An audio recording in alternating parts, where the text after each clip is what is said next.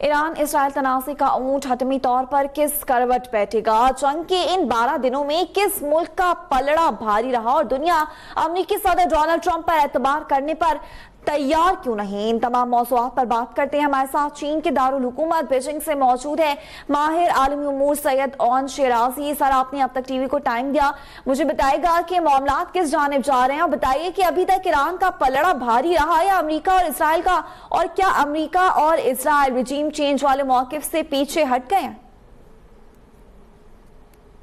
Iran ने जिस मौसर अंदाज में इसराइल को जवाब दिया, यकीनी तौर पे ये प्रेडिक्ट नहीं कर पा रहा था इसराइल का ये ख्याल था जिसमें अमेरिका यकीनी तौर पे साथ शामिल था। अब ये तमाम चीजें वाजे हो चुकी हैं कि जैसे ही वो ईरान की अहम मिलिट्री लीडरशिप को अटैक करेगा तो उसके बाद ईरान के लिए मुश्किल हो जाएगा इसराइल का मुकाबला करना, इसराइल को उस अंदाज में जवाब देना जो इसराइल का ख्याल था कि उसके बगैर वो दे सकता था। लेकिन इसके बावजूद ईरान फौरी तौर पे संभला और ईरान ने बड़े मौसर अंदाज में इसराइल के आयरन डोम समेत जो दीगर एक मिथ बनी हुई थी कि जी इसराइल अनअप्रोचेबल है, इसराइल पे हमला नहीं किया जा सकता, मुख्तलिफ लेयर्स है उसकी सिक्योरिटी की, उन तमाम को ब्रेक किया और दुनिया को यह दिखाया कि चाहे वो तेल अबीब हो, चाहे वो हैफा हो या दीगर एरियाज हो, वहां तक ईरानी मिसाइल जो है वो पहुंचे, ईरानी ड्रोन पहुंचे, ना सिर्फ पहुंचे बल्कि वो सिक्योरिटी का इसार तोड़ के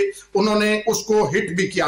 तो उसके बाद फिर यकीनी तौर पे इजराइल के लिए मुश्किल था कि वो अकेले ईरान का मुकाबला कर सकता। अमेरिका की इस तमाम मामले में एंट्री हुई और अमेरिका के सदर डोनाल्ड ट्रंप के हवाले से जो एक वाइड कंसेप्ट है, एक परसेप्शन है कि वो अनबिलीवेबल काम करते हैं या आप ये कहें वो ट्रस्ट वर्दी नहीं है, उन पर ट्रस्ट नहीं किया जा सकता। और इस मामले में एक बार फिर डोनाल्ड ट्रंप ने यही किया कि वो उनकी स्पोक्स पर्सन कह रही थी कि 14 दिन का टाइम है, 14 दिन जो अमेरिका इस वार में इंटर नहीं होगा। लेकिन उस जो उनका बयान था उसकी स्याही खुशक नहीं हुई तो अमेरिका ने जो है वो ईरान पे अटैक किया। लेकिन जो ईरान पे अटैक किया गया उसकी जो एक इंतहाई दिलचस्प बात यह है जो मैं आपके नाज़रीन को बताना चाहूंगा कि कोई भी बहुत बड़ा नुकसान अमेरिका जो है वो ईरान को नहीं पहुंचा सकता। वो जो ये फेस सेविंग किस्म का अटैक था, वो जो कहा गया था कि हम जनाब पूरा एटमी निजाम तबाह कर देंगे, पूरे एक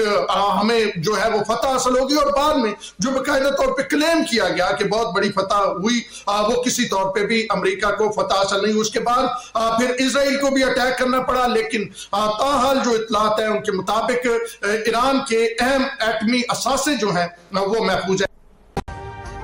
अभी सब्सक्राइब करें ताकि कोई खबर रह न जाए।